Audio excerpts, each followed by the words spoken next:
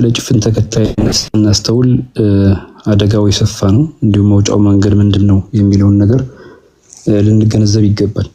መጀመሪያ እንደ ሙስሊምነታችን ወህይ ሲወርድ ነብያችን አለይሂ ሰላቱ ወሰለም ላይ ያጋጠማቸው ጭፍን ተከታዮች የነበሩ ሰዎች ሲያስተላልፉት የነበረው መልእክት ነበር። በጥቅሉ ስለ ቁርአን ማለት ነው። ይላል ወልገው ፊሂ ተንጫጩ ነው የሚሉት ለዓለኩም ተግሊቡን አሸናፊ ሆናችሁ ተወጡ ዘንድ ስለሚፈለግ ስለሚከጀል በዛ ምክንያት ተንጫጩ ብለው ነብያችን አለይሂ ሰላቱ ወሰለም ቁርአን መልእክት በሚያስተላልፉበት ጊዜ ከአላህ Subhanahu Wa Ta'ala የመጣው ወህይ ማለት ነው በዛ ደረጃ የከበደውን ቃልና ክብር ያለውን ቦታ ያለውን ነገር ያስተናገዱበት መንገድ ይሄ ነው ማለት ነው። ወልገው ፊሂ መንጫጫት ነው፣ ተቀባይነት ማሳጣት ነው።